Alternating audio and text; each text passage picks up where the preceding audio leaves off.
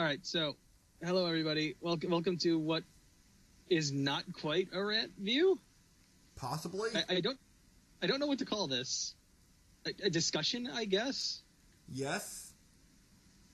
All right, so I don't know how many people know this, but we just saw the Hey Arnold movie. I don't know how many others have. Yep, it was on a few days ago as of this recording. And hopefully this will be up sooner rather than later. Yep, I'm planning on doing it tomorrow, so... Yes, anyway. We have seen the Hey Arnold movie. I was a huge Hey Arnold fan back in the day when I was like a wee little lad. I was pretty much a consistent watcher. Hey Arnold, very good series. Kid in the big city growing up, dealing with problems.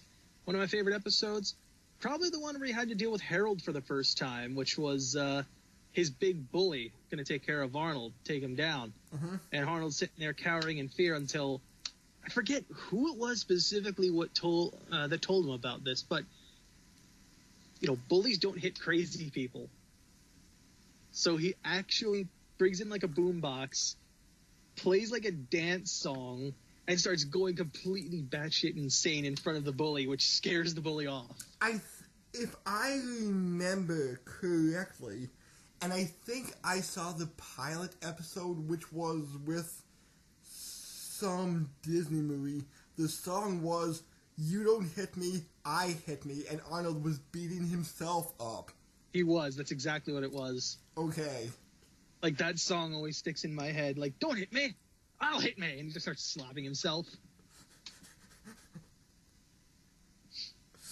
Oh, good times. It's that one, and I love the Haunted Railroad one, where he, like, I think it was on a dare between him and Helga. Helga being his bully / girl with a crush on him. Not quite stalker? Kind of stalker? I mean, she's built a shrine to the man inside of her closet.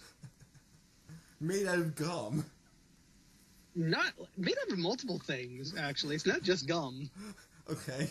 Like, I think there was a bananas and like half of a watermelon at one point. Oh, I was just going by the movie standard. The movie wasn't just gum either, I don't think. Like, gum was involved, but there was other pieces. Oh, okay. But anyway, point is, like, I love the haunted train one where it's like, you don't know at the end whether or not the train was actually haunted or if they all imagined what was going on. Because it's kept bouncing between, like, psychological kind of, like, messed up things where it's like, they went into, like, a steel mill and they think they've entered, like, the pits of hell at one point. All sorts of different, like, haunted stuff going on, and I loved that episode. It was, like, I want to say, like, the 4th episode of the first season, I want to say. It was somewhere in the first season, in the first few episodes. Yeah, I don't remember Hey Arnold all that much, but I do remember liking it. But, yes, no, look, I've established myself as a Hey Arnold lover, all right? You've established yourself as, I kind of like Hey Arnold.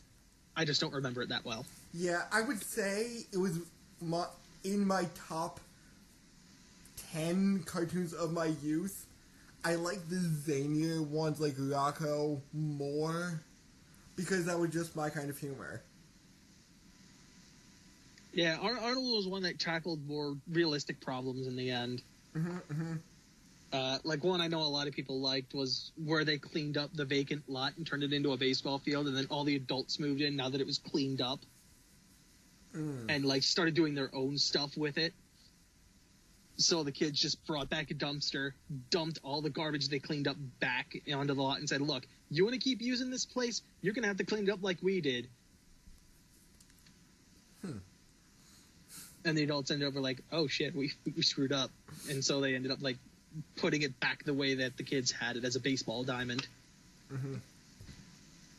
But, yeah, look, let's get on to the movie and not focus too much on good memories of the series.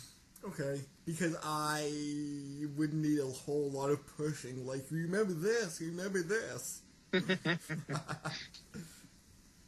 Alright, so, be warned, everybody, there are spoilers ahead. If you haven't seen this movie, go look it up. Go find it. Go see if they're rerunning it on Nickelodeon or one of their saw it on YouTube. alternate channels. Yeah, I just actually saw it for download on YouTube. Go find it. Go watch it. Meet us back here. And then come back. We'll wait.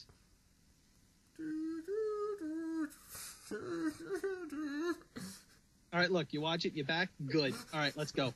Let's go. All right, so, do we want to start with the good or the bad? Because I have a list in front of me for this stuff. And I do not, so wherever you want, Mr. List Man. Flip a coin. Do me a favor and flip a coin. I'll trust your judgment of not lying to me. Okay. It's heads. All right, well, what is heads and what is tails? Let's start with that. Let's go with the good being tails and the bad being heads. Flip the coin now. Tails. So tails, we're going to start with the good stuff. All right. Okay. All right, so I have a few. Not as much as the bad, because I have a better memory of the bad. But I do... All right, so how do I really put this up? All right, let's start with the characters, all right? Okay. Most of the characters sound very close to their original voice actors. There are a few that are off. Like we see the borders in the from the original series, right? You see Oscar, Mr. Wynn, and Ernie, right in the beginning as they're waiting for like their food and stuff. Now, I thought Ernie sounded very close at first, but the second line he gave out was weird and didn't quite sound right. Wynn was acceptable. Oscar was way off, but voice actors have passed away. You get as close approximation as you can. You can't really help that. It's disappointing, but time moves on. You can't do anything about it. Something that we were laughing about was the fact that the grandpa's chin was a lot less phallic. Yeah, they seem to have shrunk the bulbous parts of his lovely, lovely chin. As some people may or may not know, you can literally draw from like the back crest of his head to his chin and just draw what is essentially a giant dick. Whether that was intentional or not, I have no idea, but it was brilliant when I found out about it. And Gerald's hair looked a lot smaller too. I think his hair was cut shorter because in this movie we have a time skip, which they weren't really clear about as far as I remember. You say that they mentioned that they were going on to 6th grade, like it was the end of 5th grade. That's what I thought they said at one point in the beginning of the movie. Yeah, if you heard that, I might have missed it. Comments if you want to go down and tell us what the hell we get wrong in this and clarify anything we have questions about ourselves. That'd be great. But yeah, we have like a 1 year or so time skip for this. 1 year, maybe 2. Because if they're in 4th grade in the series and they're ending 5th grade, so yeah, maybe about 2 years, 1.5, 2 years, somewhere in there. I've noticed you do notice the characters look a little bit more mature. I mean, if we want to get down to brass tacks, you can just look at Helga. She has, like, breasts now. I kind of didn't want to specify that, but okay. Look, all right. Look, it's the most obvious trait in this case that's noticeable immediately. Or at least it was to me. I didn't notice it on, like, any other characters, really. Rhonda. Did Rhonda? I thought Rhonda always had a chest, though. I don't know now. To the wiki. Arlington Lloyd was her name. All right, let me see here. Did she or yeah, she has a figure on her, but then again, you could also say that it was because she had a bulky sweater on in the original series. You can make the argument. Okay. Whereas this one, she has more of a tight-fitting sundress. Okay. So yeah, there's an argument to be made that she may or may not have had it. Picture I'm having here doesn't really show it that well if it was there, but I always assumed that she did. Okay. Or at least my memory's, failing me miserably. That could always be the problem. Comment, this is your job. Fix my mistakes. Let's see here. What else did I have? I like the way that they handled Helga's character in this. Because a lot of it comes down to the whole, is Helga going to confess to Arnold? Yeah. that was one of the bigger cruxes that failed in like the 2002 movie that they put out. And I think this was initially going to come out after the series was like over. This was supposed to be the movie that came out rather than the one we got in 2002. The one we got in 2002, like, this was supposed to be the ending of the series, was the idea. No, I thought the movie came out before the series was over. And because the movie bombed so hard, or not really bombed hard, but didn't do as well, they were thinking, we don't want another Hey Arnold movie. Potentially, yeah. Because, well, the thing was, right, with the 2002 movie, the way I remember it, and it's been like 15 years or something like that since I've seen it, so, fuzzy memories, it never really made any conclusive, shot to the series. Like, there was nothing that...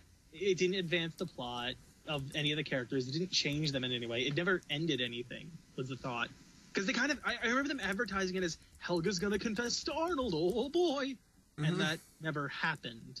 Like, you got a fake out of it happening, as I recall, but it never actually went through. And it's just like, well, that was kind of your main advertising crux for this, and what made people want to see it. And when you didn't do that, you kind of shot yourself in the foot. But yeah, like, if I remember right, a lot of the people, as I'm pulling off of like fuzzy memories of this, but I remember people complaining that it A, didn't do anything, and B, it was a really stupid story. Oh. Like, I remember a runaway bus at one point, and that's about all I'm very remembering of it. The original movie came out in 2002. The series ended in 2004. Really? I thought it ended earlier. Nope. I'm on Wiki now, so...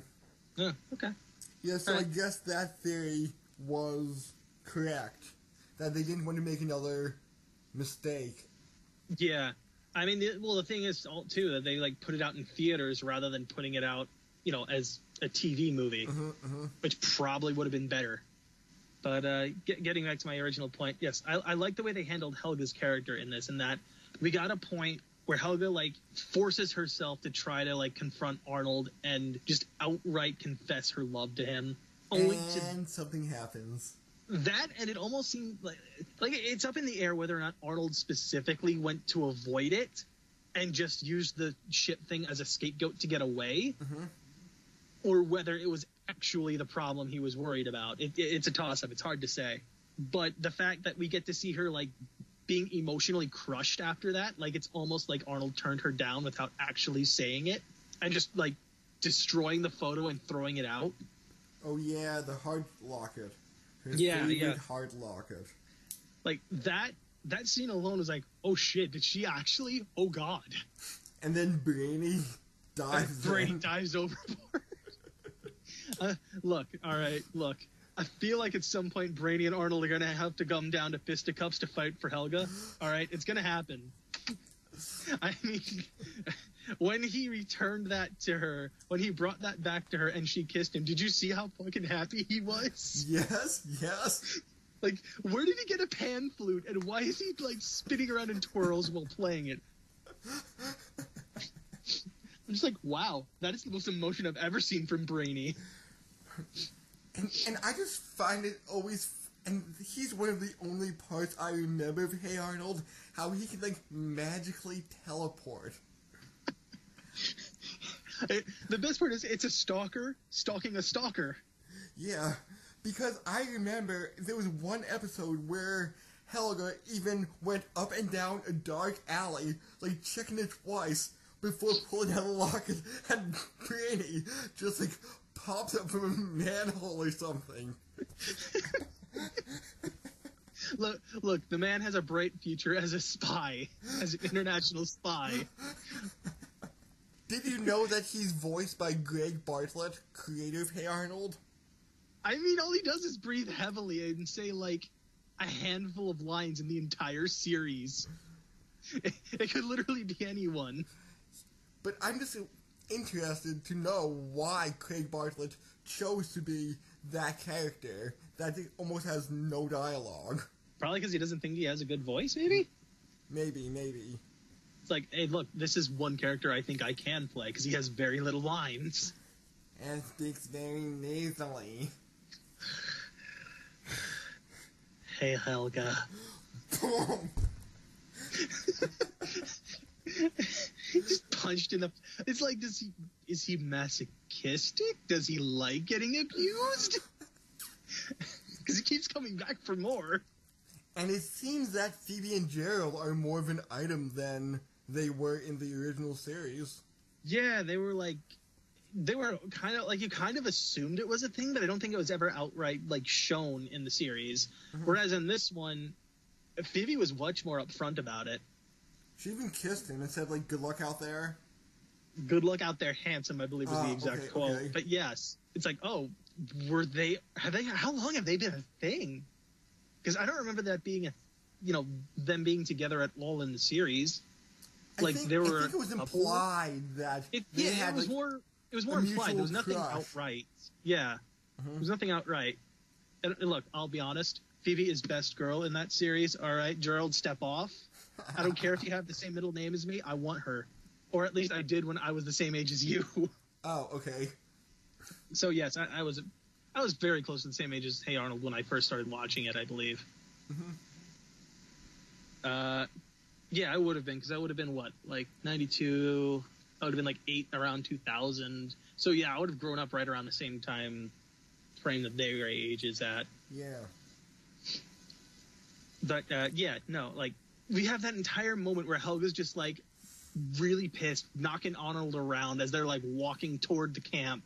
Like, you have that whole scene where it's like, holy shit, she is really not happy with him. And eventually, like, she gets everything back, and it's like, no, I'm gonna, like, he fucked up, but fine, I'll fix this. I'll still try to accept him for that. Yeah. All right, so I liked all of the music in this movie. The music was very on point. I love the fact that in the beginning we got the title song going. Mm-hmm.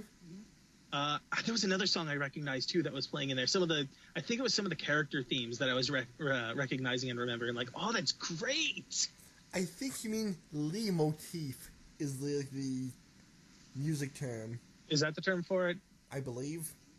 All the music was on point. It was all great. Okay. Another point I really liked, like, what was the best quote out of the movie that you can remember? Let me ask you that first before I tell you mine. I like the Wi-Fi joke. Remind me again of the Wi-Fi joke? Phoebe says, like, does this place get Wi-Fi? And, what's, like, the villain, what's his name? Like, not Bandito. Yeah, the zombie said, like, oh, we do, but you never gain it. You monster! Was it Phoebe or was it Rhonda that asked that?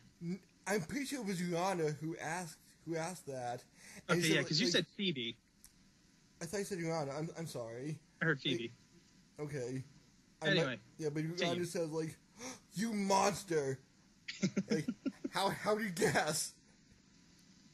Alright, so the best quote for me was the ending quote from Grandma, where Arnold just walks out the door and she just goes, "Who is that blonde kid?" Just like, that is the best thing. That is the best thing. I loved it so much. I didn't remember the grandma being that unhinged, but... She was... Are you kidding me? She was unhinged throughout the entire series, and it was great. Oh, and that just reminds me of, Big Bob, like, leaving with, like, oh no, Olga! Wait, do we have another kid? Helga! Oh, right, the other one. Helga! It takes like 5 seconds. Like, I was going to add that in, too. The one thing I was a little disappointed about in that was that we didn't get anything involving her, like, Helga's mom's, like, slushy obsession, or whatever it is. Or, like, alcoholic syndrome. AKA alcoholic, yes. Mm-hmm. Like, I would love to have seen her just take, like, a blender filled with a slushy with her as she's leaving. Mm-hmm, mm-hmm. Like, just a quick one-off joke like that would have been great. Smoothies, that's what she loved. Yeah, smoothies. But yes, there was that one. What was it? I liked how they handled Big Bob's beepers. I really liked that, because if it's like a year and a half after the main series, it makes sense that he's selling out of his shit completely because like nobody's using beepers anymore and cell phones are a thing. Yeah. And it seemed to be modern day time with like Wi-Fi and everything. Yeah, Wi-Fi exists. Then again, yeah, but at the same time, it's only a year and a half later. If we're going to assume that Hey Arnold takes place more or less at the end of like 2004, when like the most you had was a flip phone, and the movie comes out like a year and a half later, like in 2006, where I think that was about the time the first iPhones were coming out. Okay. It works in that regard, at least. Okay. So you could most definitely start saying you could definitely say it works in that kind of a regard. So if you're looking at a year and a half to 2 years after 2004, and you're looking at 2006, and then again, Rhonda was like kind of rich, so she could have afforded the latest smartphone. Yeah, she would have. Yes. And if I remember right, I think she used to have a flip phone too in the original series. I think Rhonda did. Okay. Yeah, she did. Because I remember her like calling people. I'm pretty sure she had one. Okay, I don't remember that. Like she called people before. I remember that much. But yes. So time-wise, as far as that goes, I think it works. Okay. But the fact that they're closing down Big Bob's Beepers because beepers no longer are a thing that work anymore is, it's perfect. I wasn't sure if they were going to keep it as like a joke. Not as a joke, but like keep him as, the beeper king, etc., and just keep it like this technology hadn't evolved at all since then, or if they were going to like just have him have moved on from the beepers and now he's selling like cell phones or something. Okay. I like how they catch him in like this in-between period where we don't know where he's going to go from the beepers, but he's stuck with all this backlog of like outdated technology. And he's desperately trying to get rid of it. Hell, to the point where he's like, I'm trying to make a display to hopefully sell these to people. Like, I loved it, the way they set it up. It was great. There was also, like, how we had, like, the whole division between Arnold and Gerald. And while it's kind of tropey where it's like, you're my best friend and you're keeping secrets from me and that ain't right, it works here. This was like a 90s, early 2000s TV show. It works in this case. Because you've had this whole establishment of these two characters are best fucking friends. If this was just the movie without the series, I would say you've hit a trope way too hard. But with the series backing it works. We also have like that whole setup that kind of doesn't make sense at the end of the movie, where Helga's locket actually fits in where the golden heart should be. Yeah, and I'll just get into that, but that was...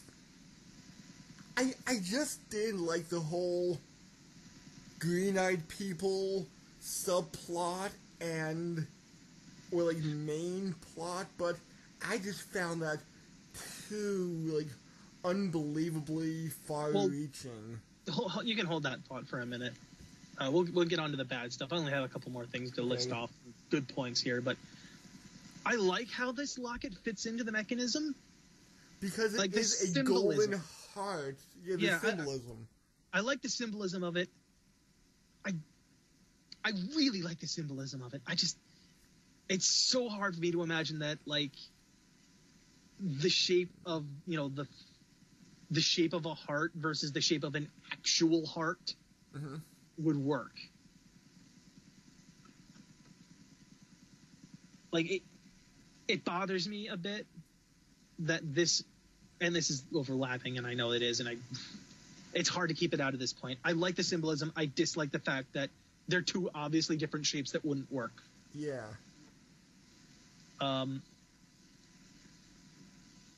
I do like the fact, like, when we do finally meet up with Arnold's parents, you can see that they've aged a bit. You have, like, the gray stripes in their hair. And over, like, the 9 years they've been missing. And don't worry, we'll get to that. Okay. I have a problem with it too, don't worry. Now, I really like the ending sequence. Like, once we have that fake "it was all a dream" jump cut, I like that ending sequence from there forward, where he's like, I can't believe they're actually, still here. My parents are still here. They're not still gone. I like that. I like the ending. I like how, like, when he opens the door and all the animals fly out of the boarding house. Okay. You see the snake that hitched a ride with the pig. And that's one part that I do remember, like, all the stray animals coming out every time they open the door. That was always in the intro, too. Yeah, and I guess that's why that part stuck with me. And the pig eating bacon, to quote Mr. Wynn, that is so disturbing. I saw him pull it out of the fridge and like, that's not bacon, is it? And he throws it, and then Wynn confirms it. And I'm just like, you know what? You're right. I hate that you're stating the obvious, but you're right. Because that is so weird. It is. It is. Granted, now we're going back to cat soup. But yes, it's weird. Oh, yes. Yes, the pig eating tonkatsu. Oh, yeah. Oh, God. Now, I also like that people die in the movie, too, even though it's technically off-screen. La Sombra, like, with all the booby traps setting in his men first. That kind of seems a little bit Indiana Jones-esque. It's like, go in the cave first. Yeah, again, I'll get to this in the points that I don't like, but I do like that they're dying in the movie, and while it's off screen, it's still death. Like, they acknowledge that La Sombra dies.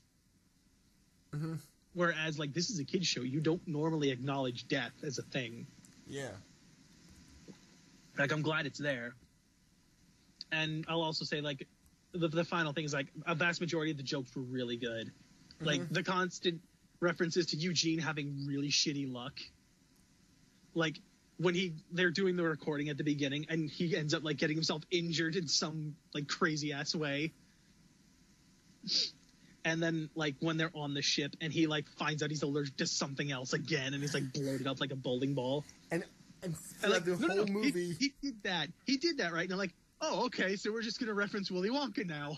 Yeah, and throughout the entire movie, he was inflated. Yes, he stays that way. They even used him as a trampoline at one point. Exactly. I'm like, okay, this works. I like it. And he was perfectly fine with it. He's like, okay. Look, he's taken so many injuries. I'm sure someone bouncing on him is probably the least of his injuries. That and everything Grandma and Curly. Like, Grandma is insane, and she was insane throughout the entire series, too. Like, points. I remember her, like, gearing up with a black ski mask, black face paint, black shirt and pants, being like, all right, we're going to break in and save Arnold. And I forget exactly what the show, like, what this episode was about, but I remember her breaking in with, like, everyone else, trying to save Arnold from something or other. Okay, I remember the grandma being crazy, but I don't remember her being so incredibly unhinged. Oh, no, she's constantly unhinged. Like, you talk about PTSD in people, I don't know what the hell Grandma's seen, but Jesus Christ, she is so PTSD. I remember her multiple times pulling out, like, an army fatigue uniform and camo and just being like, I'm gonna take you all! And whether it was, like, against the Borders or against someone else, it was always great. And I fucking loved it. And then you just have Curly, who nobody ever understands throughout the entirety of the series or this movie. He's just literally insane and ready to jump on anything. Like, right away, he, like, rips off his clothes and he's already tribal. When they're lost in the woods, they're like, okay, Curly, calm down. And then he's ready to turn immediately and, like, sell out his group to La Sombra. Just like, look, you need a spy in here. I'm your man. I'll be your rat. I'm like, okay, all right. I love Curly. He's crazy, and I love it. All right, and I've only got a couple of notes on the art side, so let me just quick go through those. Okay. So, I might have mentioned this one to you before, where the characters seem to be way more saturated than they should be from the original series, which is okay. However, they don't really mesh with the backgrounds. Because the backgrounds look almost exactly the way they looked in the series. Like, they have that penciled look to them. Mm-hmm. Whereas the characters seem like they're made within, the computer, where they're, like, crisp and uniform and everything. Yeah. But the backgrounds look beautiful. They look like they're penciled. They look like they're done the original series way. Maybe, a bit more updated to, like, from standard def to high def now. Mm-hmm. But otherwise, they look beautiful and they look great. Yeah, I kind of like all the characters' updated wardrobes, too. I can go with that. The wardrobes looked really nice. Mm-hmm. I just wish it was more done in the less saturated style. Yeah. Then there was that moment when we first get to, like, the Lost City, right? Mm-hmm. And we get that CGI 360, and I'm just like, oh my god, that's horrible. I did not like that either. That was so off-putting. It was the worst part, like, visually in the movie, where you just see, like, this 360 of the city, and it's just like, that's so out of place. Yeah. It looks so bad. Like, inexcusably bad. Like, that's early 2000s CGI bad. Well, maybe they tried to make this seem like an early 2000s movie because it was supposed to come out in the early 2000s? Like, I'm talking Beast Wars, man. We're talking, like, 2000, 2001. Oh, like reboot? Like, I would say worse than reboot. Okay, because if you were going to knock reboot and say reboot looked crappy... No, reboot was probably one of the better of, like, the CGI of the time. Mm-hmm. All right? Yeah. However, this one looked worse. Like, we're talking Beast Wars bad. I don't think I ever saw... Wait, I'm thinking I may have seen it. Yeah, Optimus Primal. Oh, yeah. Or as the Canadians called it, Beast Machines, I believe. Because they can't have wars in the title of their series or something like that. Oh. Yeah, they have weird things when it comes to, like, titles and stuff. But yeah, war is apparently a no-no when it comes to, like, words in a series title. And maybe that's just for kids, too. Maybe it's because it's a kids show. Huh. That was not allowed. But yeah, they had to change the title. Huh. Yeah, and then I just mentioned, like, how the voices sound similar to the originals for the most part. But yeah, all right. So, cutting out from the art, we're going to move on to the problems. I just found Lasombra's plot to be, like, some worst Batman Xanatos Gambit bullshit ever. I love how I'm not the one ranting. No, it's not me this time. I mean, it was so insanely specific. Do we want to start at the beginning of how it's dumb? Like, the fact that A, he doesn't know of Arnold, B, he doesn't have any idea about what the green-eyed people even know about, because he's never been to the city before or seen them, as far as I'm aware. He doesn't even... He had... No, hold on. Okay, Let me finish this statement. Okay.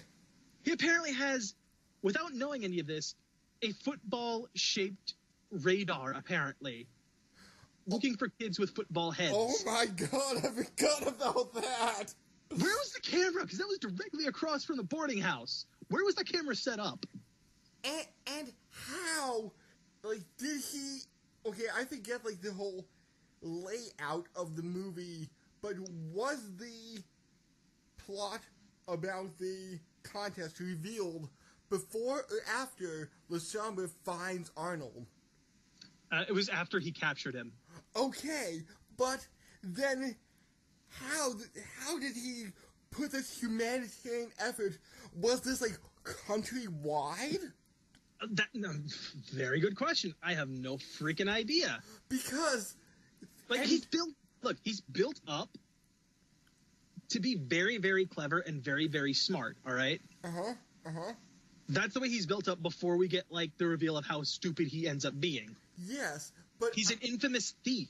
Like, he's supposed to be able to do these things. And I'll buy that he's got a camera there, why he's looking for a specifically football-headed shape, and why it seems like it's some guy that's just holding a camera across the street from the boarding house. I don't know. And I'm just going, okay, let's just say Arnold didn't want to be in a humanitarian video, or he was the camera person and he was like, okay, I'm going to make this about my class, and he wasn't even in the video. Or even better, right? Mm-hmm. If Arnold had never known about, the place, not the contest. What's the place it was in again? I forget. Some Latin American name. Look, the point is, if he hadn't known about his parents getting lost in that specific city, the plan would be ruined. Like, it all relies on this specific set of circumstances that are in place. San Lorenzo. Yet La Sombra would have no idea. San Lorenzo, that was it. Mm-hmm. But La Sombra would have no idea about any of these factoids. He would have had to have been searching for him for the past, 3 years, which is never mentioned. Mm-hmm. Like, he would have had to have been studying Arnold for a while. Mm-hmm. Which, you could solve this with a couple lines of dialogue. No. But it's not. Like, you could reference, I've been looking for you for a long time. And that would have been enough to, say, okay, he's probably been spying on Arnold for a while now and knows this stuff about him. That would have solved the problem right there, but it's not ever said. But it seems that he knows that Arnold does a lot of help for people. So therefore, the idea of a humanitarian contest makes it seem like he... I don't know. Yeah, right? That's the other thing, too. What if his grandparents didn't let him go? He's still a minor. He would still have to have, a permission slip signed by his grandparents. And just the fact that, the whole, amulet thing glows for Arnold, does that mean he's the only one that can use it? Why? Is Arnold magic? What kind of magic does he have? Why was magic never mentioned? They did reference that. They did reference that. Wait, they did reference that. In the movie, they referenced it. Where it was the idea of, they didn't explicitly tie it to him in any specific way, but it was the belief of the Green-Eyed People were that because Arnold was born, and from what we understand, he was born, in Latin America as well, the volcano that was erupting stopped. That's supposed to be the link of whatever magical powers he has, is that. Okay, so he's the only one that can use the magical magnifying glass viewing scope? Why that is, I don't know. I feel like anybody would be able to use it if they could figure out what it was. Because La Sombra had no idea that it was like a magnifying glass you look through. Ooh, I've never seen it glow before. He just thought it was a pendant. Mm-hmm. But, he had no idea or clue. And I am also curious where he got his hands on that. Because that is linked to the Green-Eyed People's, magic opening box thing. Yeah, why would he have it? How did he get his hands on it? He's never been to the city. That much is clear. And he's only heard rumors of the Green-Eyed People. If I remember the dialogue correctly, he's only ever heard of them. Okay, bouncing to the Green-Eyed People. How can they be sleeping for 9 years? People need food. People need water. People need, They need their bowels to be excremented? But yeah, they don't explain... If you're not eating for 9 years, your bowels are just fine. Well, I mean, no, you still have to excrete what was in there originally. Okay. My point being, they don't explain the sleeping sickness that well. The closest thing I could even come close to assuming it's is a cryogenic freezing. But people age. Not if you're cryogenically frozen. It stops you from aging. Your body is perfectly preserved in ice in that case scenario. No, but I mean his parents were aging because... Yes. No, you're right. You're right in that case. But, that's the closest thing I can assume it's like. Their body is going into what is essentially stasis. As far as, keeping the body alive, they're in stasis. Did the butterflies have something to do with it? The butterflies seem to be affected by the same thing. Okay. They also seem to have sleeping sickness. Also, my question would be, why is it only adults that seem to be affected by this? Yeah. That was another question I had. And they seem to be... My other question, right? So, by the time Arnold gets there, it's nothing but kids, right? How old were these kids when the sleeping sickness took effect? That was going to be my follow-up, because there seem to be, like, some 6-year-olds there, some 7-year-olds. Like, you would... There were no teenagers either, from what I could tell. No. It was just kids that were, like, 12 and under or so. Yeah. And adults that were asleep. So there were no teenagers, even if there were. Is it like the Kids Next Door, where like once you turn 13, it's over? Like you turn 13, you fall asleep, or in Kids Next Door's case, you turn 13, you're decommissioned and out of the Kids Next Door, and your memories are erased. Or maybe it's like, what was that movie where like all adults must die? Children of the Corn. Yeah. Where like did they kill off anybody over a certain age so that they wouldn't catch the supposed sleeping sickness? That's just, and that's also the thing. Like, let's say like sleeping sickness starts, right? And apparently, from what I'm understanding, the sleeping sickness is something that's been, occurring. It doesn't seem like it's been hit and done. It seems like it's been like slowly transferred from person to person. So maybe it is like something biological that when you reach a certain age, your body realizes like, hey, there's something in the air. Oh no, I'm passed out. It could be the immunity wears off after a certain point. Like, there is this weird setup where like kids that are, I think, 2 weeks up to like 2 weeks old are kind of immune to disease for a while. And that's in like all human children. Like, they're immune to a disease for like the first couple of weeks of being out of the womb. And maybe that's kind of what they're playing on here, but they're not explaining anything. That's the problem. Like, none of it's been explained. Like, the sleeping sickness is so vague and ambiguous. It's not done well enough to explain everything. Yeah, I just did not like that whole thing. There's moving on from like the whole sleeping sickness thing, because we've kind of been on that a little bit now. Let's I want to know how Eduardo escaped, right? They said he was captured, and that happened just before Arnold got to his place to like search for him. Like, my question was, how did he escape? He doesn't say. He never says. All he says was, well, I escaped from them, got to my boat, and we started chasing you down, Arnold. And I'm like, okay. Well, but how did you escape? And where did they have you? And why? Well, I thought if he said, I've been following you ever since you came here. He said, I've been following you ever since the boat left, because he tried to get to them before they left on the boat. Okay. So how did he escape? That's all I want to know is, how did he escape? Like, I would love the scene of him being captured and tied up or something like that.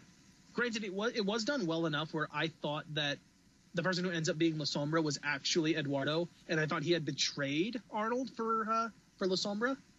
No, I didn't quite think that. I was like, there's something wrong with Eduardo. He's not quite who he says he is, or...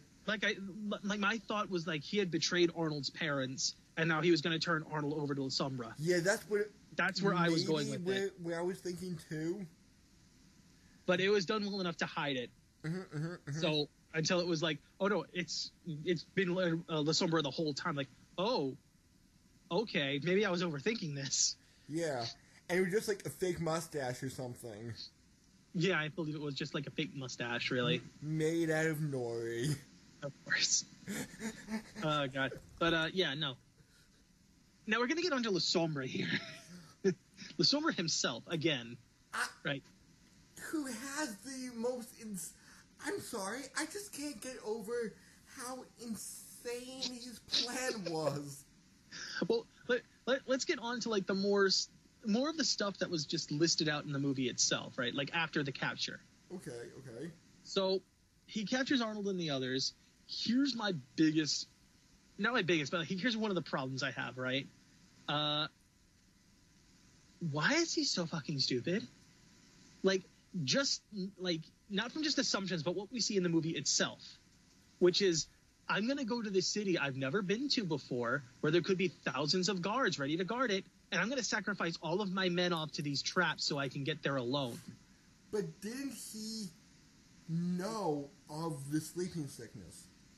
Not as far as I'm aware. Okay. He never mentioned it. Because he says, like, they're all children here. Yeah, he was surprised when he saw that. Okay. He doesn't know about the sleeping sickness, and he's never been to the city. So maybe he thought the city was all abandoned? That would be the only thing that makes sense. But still, to sacrifice off the people you're with that, in the case it's not abandoned, could help you, seems very stupid to me. I think they were doing that to go, hey, this guy, he's evil. Oh, no, I get it. Like, you could get that within, like, the first couple of, like, shots of him just being an asshole to his, employees. Yeah, but... Before he even leaves to track down Arnold and the others. Yeah, but since this was geared at kids and not people our age, granted, we grew up with Hey Arnold, there's little nods to people our age, but it was on Nickelodeon and Teen Next, so... I mean, it's enough to just be like an asshole, though, for kids. Yeah. Right? You don't have to start throwing them overboard and overtly being evil in that regard. Yeah. And, like... And honestly, you could just do that the first time just to be like, look, guys, I'll just do this to the rest of you as a threat. Like, you could have just sacrificed that first guy and been done with it. There was no need to sacrifice all of them so that he was alone. Like, this guy's supposed to be this brilliant, master thief. Like, this Tomb Raider guy, right? He's supposed to be smart. This seems extremely dumb, considering all the possibilities that could be in the center of that city. Yeah, but how would he know what order to step on the tiles, for example? And he didn't want to get hurt because he's the master thief. Like, again, if he's a master thief and he's shown all the treasures that he's stolen from other ancient cities, he should at least have some idea of, like, there's going to be booby traps. There's probably been dark traps before. I'm sure he could figure something out. Or are you sure that he didn't sacrifice his prior men and at the beginning of each mission he gets new man? Wouldn't they just revolt at that point? Because it's not like he would take all of them with him. When those guys realize that the others aren't coming back, they'd probably leave. And the word would get around, and nobody would want to be hired by him. Maybe. Because he's made he points out that he's made a lifetime of stealing this shit. Including animals, for some reason. I mean, I guess you can make money off of being a poacher, too. May as well. You're in, like, the Congo and places like that. Okay. We mentioned that. Let's see here. How did Eduardo not know what happened to Arnold's parents? I don't know. Like, he's their best friend. Wasn't he there helping them? Or was he just the one that took them to these places? Maybe he was more their travel guide? I mean, that would only make sense down there in, like, Latin America, South America, wherever this is specifically. Like, that would be his specific way. It would have to only be in that area. Yeah. Whereas if he's their best friend and they're going all over the world, which, if I recall, was actually said in the series, like, they were world travelers, helping different, peoples and civilizations and stuff. So that wouldn't make sense. Like, he could be their pilot, kind of like the Launchpad McQuack. Except he doesn't crash. Yeah, without all the crashing. Or landing with style. Oh, yes, that's what he called it. But yeah, like, that's the only thing that I can make sense of, is that he is the one that brings them to those places. but I would still think that he would have an idea of what happened to them. Yeah, like and why did know they went? Yeah, and why did he try looking for them in 9 years? As far as I'm aware, he never tried looking for them, and he never told Grandpa Phil or Arnold or any of the family. Why? Like, as far as I'm aware, all they knew was that they disappeared somewhere in Latin America. They never mentioned the city until the movie. Or at least until Arnold found the map that pointed to the city. The more you're pointing out the bad points, the more I'm getting mad. and the lower and lower this movie score in my mind is slowly ticking down. Like, I'm sorry, these are all plot points that should be addressed, and don't worry, I'll point out how this could honestly all be fixed and how I think it should be fixed. Okay, please do. Let me just finish up with the list here. Let's see here. Right, how does Phoebe get into Helga's Batcave? Because Helga apparently has a Batcave that she takes a pole that's underneath her Arnold statue in her closet to get to. How does Phoebe get in there? Well, it's all underground. They're in the city, so... Is it underground, though? Because if I recall, Helga's room is on the second floor of their house. But then sliding down a pole, which would be on the first floor. Is this in the closet? Well, her thing is in the closet, her shrine, right? Yeah, but it's on the second floor. It's a second floor room. Uh-huh. Where does the pole go?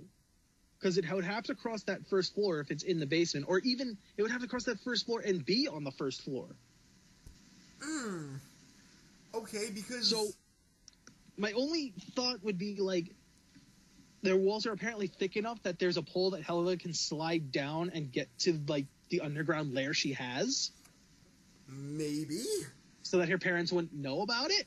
And then, via the underground tunnels of the city, there's maybe a connection point to it? That's the only thing that would make any kind of sense. Okay. In that it would be kept a secret? Okay, that one point I'm not mad at. I'm just mad at, the La Sombra and the Green-Eyed People. Everything else is fine. The only other thing is, maybe her parents know about it, but because they don't give a shit about Helga at all, they just kind of turn a blind eye to it. Yeah, they don't really care about Helga at all. They never have. It's always been Olga, the perfect sister, who I'm disappointed didn't get any kind of comeuppance in this movie. I would love to see this little hint of, being perfect isn't all it's cracked up to be. Sometimes you get fucked over anyway. Doesn't matter if you're perfect. Well, that kind of happened when she got kidnapped along with the rest of the kids. Also, it kind of shows how shallow she is, where it's like, oh my god, that guy has a great body. I'm going to go after him. Yeah. Just that immediate, wow, Olga, you are really shallow. But she was like that in the original series, wasn't she? I don't remember her being like that in the original series. She was always perfect, but she was never really focused on that much. Just the whole... Just the idea of, her parents obsessing over Olga rather than Helga. Oh.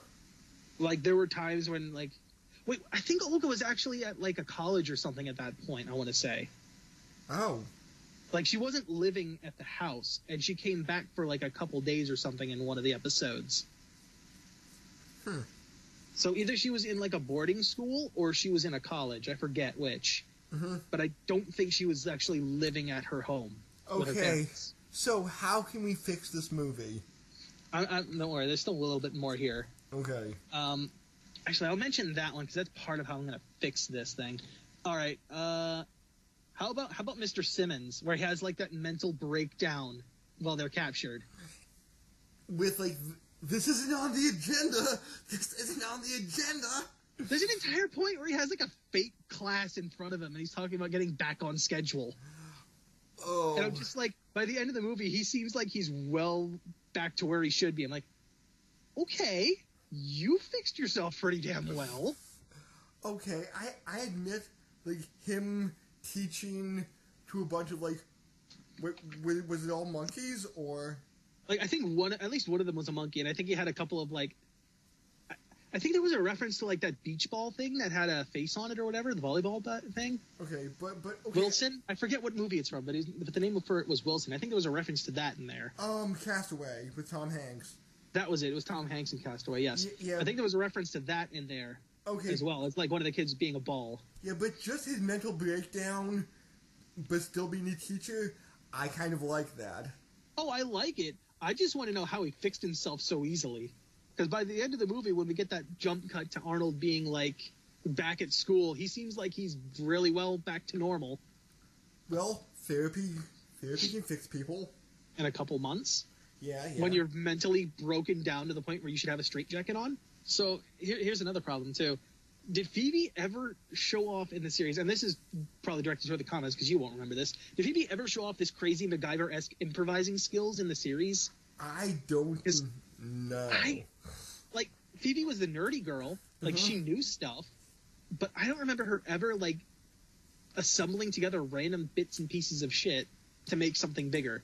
I don't remember her ever doing something like that. Like, she was clever and she could come up with, like, plans and stuff, but never MacGyvering together stuff. So I don't know where that's coming from and whether that was just a plot device they gave her. It's like, oh, she's the smart kid. She can do this. Maybe. And this one actually applies specifically to her plan, which involved an electromagnet, which should have taken off buttons as well. That electromagnet shouldn't have just pulled in, like, you know, the guns and swords and stuff that they had. It should have, like, pulled buttons off of their shirts and pants and pelts and stuff. So you'd had a really good chance of them having, like, you know, just running around in nothing but underwear at that point and tattered shirts. But they couldn't have done that since this was a kids' movie. I've seen kids shows have kids and adults run around in nothing but their boxers briefs. I'm not saying birthday suits, you know, no clothing at all. I'm not saying nudity. I'm saying they're running around in nothing but their underwear. Females too? There would be no females. That thing was kicked over there, and it was all males that were affected by it. Oh, okay. I thought you were talking about, like, the kids, too, would be losing buttons. No, they kicked it over and activated it while it was around everyone else, and then I assume deactivated it after that. Good. Okay. I was just thinking it was a little bit stronger than... So, yeah, also, one other problem I had. So the joke about the rope bridge and the stone bridge... Oh... I like the joke, but it doesn't make sense. Same with me. Because, like, La Sombra, this kind of just goes along with why La Sombra is so stupid. Why isn't he using the stone bridge? Why is he using the rickety plank bridge? To create drama. Like, why didn't Helga and Gerald just take the stone bridge? Cut him off at the pass. They didn't see it because it was covered up by mist. I don't know. I'm stretching here. I'm trying to make sense of everything. You're trying, and it's not working. I'm sorry. There are points in this movie that are so dumb that do not work. And while I love this joke, it's a great joke. It doesn't fit. Yeah. It just doesn't logically fit. So now that's all of my bad points. Now here's how I fix all this, right? Okay. You add in a couple of snippets of dialogue just to explain away some things, like, you know, La Sombra just, you know, studying Arnold for a couple of years or so, just to get an idea of what he's about. That kind of explains how he knows all the stuff about Arnold and is able to get him to come in. You have that entire jump cut from Arnold meeting his parents to them, you know, being back at the boarding house. Fill that the fuck in. Give us like 20 minutes of them meeting back up with the other group, getting back to the city again, to New York or whatever city it's in. I forget which one it is. Have that entire section, and you can wrap everything up really perfectly right there. I thought they were pulling for it. Was it all a dream? They were, yes. However, that's a really, really bad... Like, you never want to end a movie with that. It's so overdone and so stupid. You have to do a unique spin on it. And even the one we got here was just a fake out, which is just kind of not much better than doing the joke at all or doing the trick at all. Right? And I was just slightly annoyed by everybody saying Hey Arnold. I know it's the title. I know they probably did it in the original series, but I think they did it too much. Was it just at the end that they did that, or was it throughout the entire series? Or through the entire movie, sorry. I think it may have been throughout the entire movie, because I think Helga said it once, Gerald said it at least 2 or 3 times. I will say this, I do like how they use Gerald's usual tagline of Arnold, you're a bold kid. Because he always used that line. And it was always, it wasn't in every episode, but it was in most episodes where he would, say that to Arnold for some of the shit he's done. And I'm like, that was always a good catch line for him. It was always a good phrase. But no. Like, I agree, because that maybe it was used too much. I just don't recall it that much. But no, the thing is, I feel like this movie was rushed. Yeah. Because we have an entire stopgap of Arnold finding his parents to Arnold waking up back in fucking New York or whatever city it is. We have an entire gap Seattle. Because Craig is from Seattle, so there's a very slight chance it might be Seattle. It's a big rundown city, I know that much. Yeah. I don't know if Seattle's run down like New York is. But that's only because I've been up to New York and I've seen it. I can't say the same about Seattle. But anyway, we're missing like a giant 20-minute gap here that I want to know where it's at. Like, it feels like there's a chunk of the movie missing. Like, it's like Nickelodeon said, hey, you're going to have to tell this story in 2 hours. That's all we're going to give you for it. And there just wasn't enough time to fill in all the details and fix everything. This would have been good as a miniseries. Or a 2-part movie. I would have accepted like a 2-part movie, like each part being like an hour and a half. Like, even if you wanted to like overlap it a bit, it would still work too. Like, you have the part where just before Arnold and Helga and Gerald split off from the main group, right? Like, that's your overlap point. And the end of the first part of the movie is you following up with the kids, right? Like Phoebe and the others and how they take care of their problems there. And then you start up the next half of the movie with them, like Arnold and the others separating from Phoebe and them and following Helga, Arnold, and Gerald's point of view until they meet back up again at the end of the movie and head back to the city. Okay. But I would say that you didn't have enough time, right?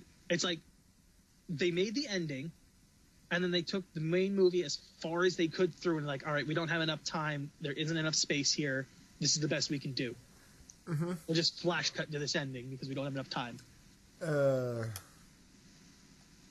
Like, I feel like another 20 minutes would be enough to fill it out. And if not that, it should have been a 2-part movie. Anything else? Do we want to give like overall like scores to this? I would say 3 out of 5. Like, as an Arnold fan or as a regular person watching this show or watching the movie? As a person, no, just the movie in general, because, like I said, I don't remember Hey Arnold all that much, except for like a few moments and characters. Like, they touted Monkey Man to be a like bigger part.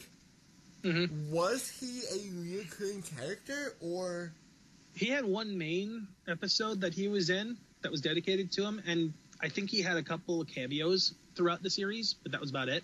Okay. It was the same with a couple other ones, like the Ollie Jolly Man or the Jolly Ollie Man. I think it was Jolly Ollie Man, the ice cream truck driver. Okay. Or, there were scenes where you had like a full episode based on him and how his job is terrible and he hates it all, and how Arnold like makes him feel better and shit. Yeah. And then there were times where they just came in like in the middle of summer where we had like the entire neighborhood neighborhood just being like, flip the truck, and they would like, they flipped his entire ice cream truck on its side and stole the ice cream inside. Yeah, but from just the movie in general, 3 out of 5, I would have given it like more, but just like the insanity of the plot And like 3 out of 5 is me being generous here. Yeah. For me, as a standalone movie, I'm gonna give it a 2. Like, a 2 out of 5. There's too many problems with it. Agreed. That weigh out the good in this case, because without being an Arnold fan, you're not gonna know enough of this stuff. But if we're gonna move on to like having the backing of the series behind it, if you've known the series, if you've lived with it, watched it as a kid, I would bump it up to a 4. And the reason it's missing that 5 is, like I pointed out before, there's too many problems thrown in here. Like, it does enough to be good with the characters. It does enough to, like, keep them to who they should be. There's some very good acting in there. There's some very good scenes and moments with those characters. The art is, again, the saturation is something that's personal. I feel like it should be closer to the original, yada, yada, yada. But the art is still good, barring that CGI scene. Oh god, the CGI. But that's only for like 15 seconds at most. And I think it's spun just a little bit too much. Yeah, I know what they're trying to go for, to give you like a scope of how big the city is. But it looked terrible. I'm sorry. Blah. It was so out of place. But yeah, it handles the characters well. It closes up some lines and stuff, some plot lines that were left open by the series. It does a good enough job. It's an acceptable thing that I think needed more work in the end. It just either got forced out the door too early or it wasn't long enough. So I'm going to give it a 4 out of 5 in the end. I would love to see if they like release this on DVD and have like an extended edition that adds in those missing time. Or not. But yeah, I don't know if this isn't so much of a rant view as I thought it would be. Granted, you ranted quite a bit. I did not like certain parts of this, especially the Sombra. Yeah. He was the worst villain. He was a terrible villain. He could have been so much better too. You could have been so much more clever with that. The villain sucks. It's set up good at the start, and it kind of falls apart by the end. Yeah. Me saying 3 out of 5 again is very generous of me. So yeah, that's our thoughts on the Hey Arnold movie. Like I said before, fill in our problems that we don't recognize or remember right in the comments. Like, comment, subscribe. Like, comment, subscribe, yada yada. And tell us your thoughts on the movie in the comments below. Yep.